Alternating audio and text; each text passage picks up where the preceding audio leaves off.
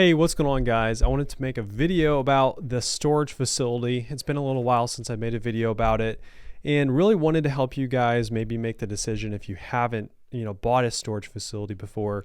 Is this an asset class you'd maybe want to look into, or is it something that doesn't really interest you? Because honestly, dollar signs matter in terms of like, yeah, can you make money in the asset class? But if you don't enjoy it or don't have some sort of interest in it, then it's probably not one that you want to get into because, if you're not passionate about something, then don't do it. For me, it was one of those things where I hadn't bought one before, and so I just needed to give it a shot. And I must say that so far I'm really enjoying it. I'm going to share my screen here and kind of give you guys a little bit of a idea of what we have if you haven't seen it.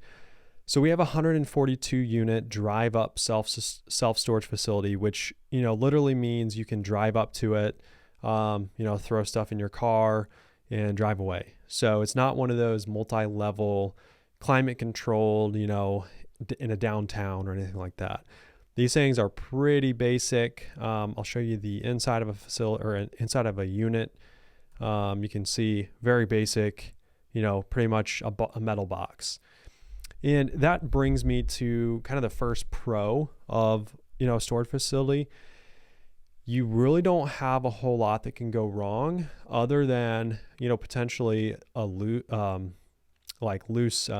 fittings in like I'm forgetting what they're called, like the rails in the garage door. Like we've had problems with garage doors getting kind of like derailed because the tracks are, becoming loose. So there's door issues. Sometimes the seals, like the rubber seals on the doors, go bad. Sometimes these little ropes that you pull up and down, sometimes those break. But other than that, maybe there's a roof leak. And also, I guess there's also sometimes problems with like rodents, bugs, things like that. But, you compare it to something like an apartment where you have, water heaters, furnaces, toilets, sinks, water, plumbing, all that. That doesn't exist in these storage facilities, which is very nice. So that's a big pro. A lot less can go wrong with these things, it's pretty. How should I word this? The business can be automated if you know what you're doing. I was lucky enough where when we purchased this facility, the old owner already was using a software that I was able to take over. And it's a software that a lot of operators also use. It's called Easy Storage Solutions. And it's essentially where tenants log in to pay rent. It's where you can track, which units are available. And also I want to show you the sign that we put up recently. And you'll notice that, super big, we put the website. The reason why is because we really want to drive the people to the website rather than calling us. And you'd actually be surprised how many people do go to the website and they're able to book a unit right online, make the payment online, and they never even have to talk to anyone. So that's another pro with these storage units is you don't have to deal with people a lot. Yes and no, actually, I'll get into that in a second, but people can log in, pay for their unit, tells them which unit number they're in, and then they go through a lock on it, and they're done. And then their payments are already in the system, so it will charge their credit cards or their checking account every month. So, it's fairly automated. I'll be sitting at home at night and, get a text and be like, oh, this unit just came available. Or also if someone wants to move out on the website, they just, click a button that says, request move out, and then we're notified. So that's, another one of the pros is just how automated it can be. That being said, a con is just the amount of units that you have. And I guess it's really not even a con. It doesn't even really go together. But I wanted to make the point that you have a lot of tenants, only paying 50, 60, 70, 80 bucks a month. So you have a lot of people to keep track of. Yes, the software does a really good job of doing that. However, you're always going to have people that, their credit card gets declined, their check bounces. And so you're going to be going after a lot of people, whether it's calling them, texting them, whatever it is. But that actually brings me to the next pro, which is evictions and getting rid of these people when they stopped paying.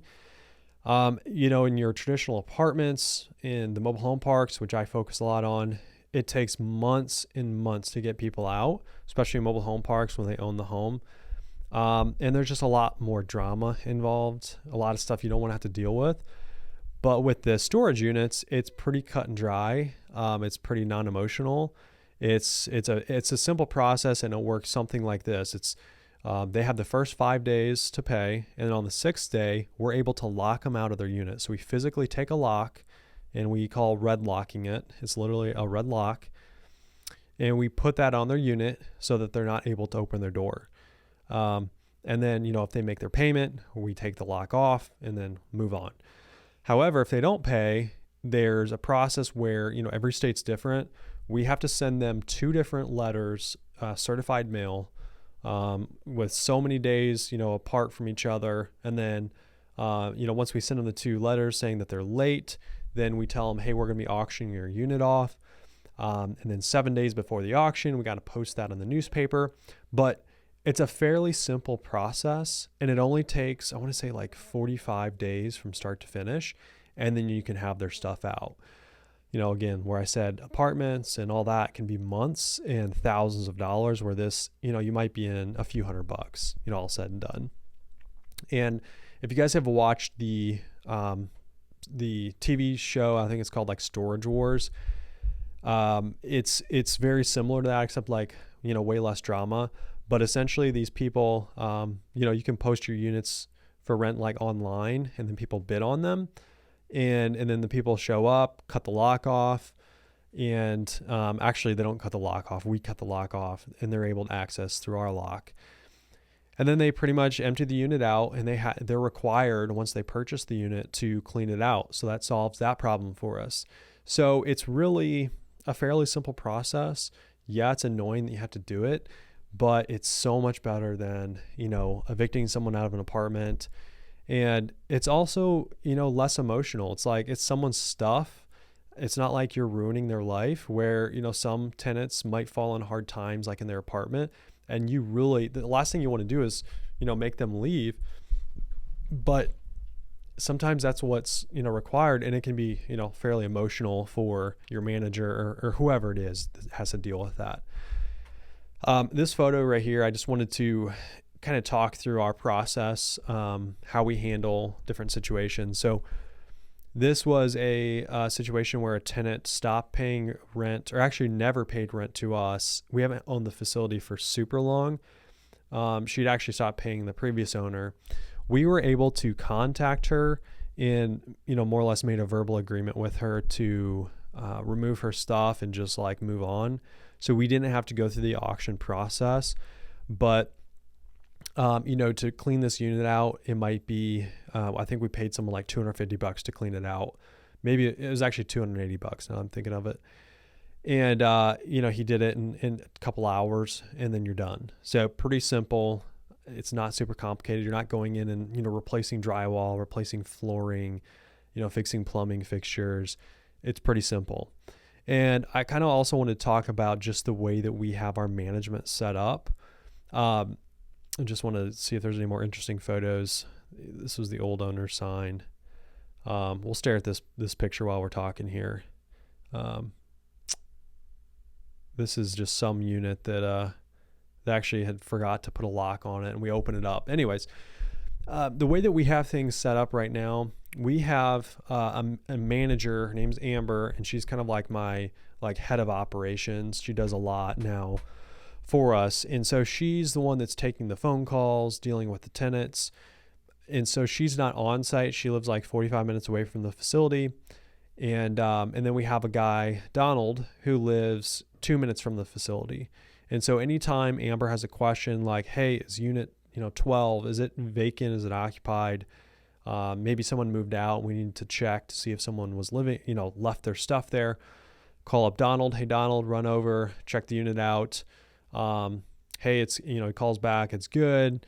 And then we mark it available and then re-rent it. So we have a pretty good system there. And then again, if someone, trashes their unit, we have to clean it out or auction it off. We have another guy that has, dump trailer. He can pull over there and load stuff up and, take it away. So, it's, once you get those systems and processes dialed in, it can really be, a pretty simple thing to run.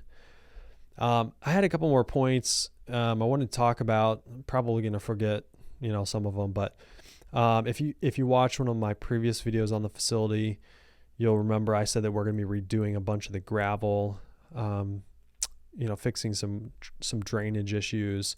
You always want to go check your properties out after like a heavy rain and just see, water's like one of the most damaging things to real estate. So go check out, what things look like. Also, I don't want this to play volume wise, but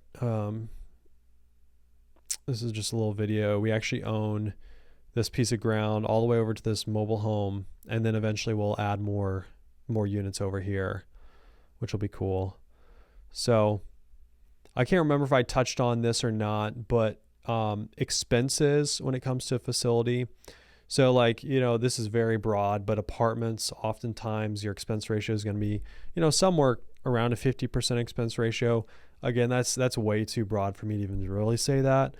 But meaning if you have $100,000 of income, 50% or 50,000 was going to go back to expenses, where something like a storage facility, like this one, we're operating it, we're owner operators. So we have a good pulse on the expenses and we're able to keep expenses down. And I think I'm operating this at more like a 20% expense ratio. So, out of 100 grand of income, we might have 20,000 of expense. So, and I would say that that's pretty typical for storage facilities, that the expense ratio is going to be quite a bit less than something like apartments, but I don't know anything about like those multi-level facilities. So, I can't really speak to that. So, expenses are pretty low. But, kind of talked about earlier, you're going to be chasing a lot of people for, 50, 60, $80, whatever it is. So, 142 unit, if you had that 142 unit in an apartment building, obviously you're going to be bringing in, a lot more income, but, it's relative. The price that I paid for this is a lot less than 142 unit apartment building. So wanted to talk a little bit about these locks. This is called a DaVinci Lock. Shout out to my buddy Hunter who put me onto these. And so anytime a tenant's late, you throw one of these on there, and we have a serial number that that links with our software.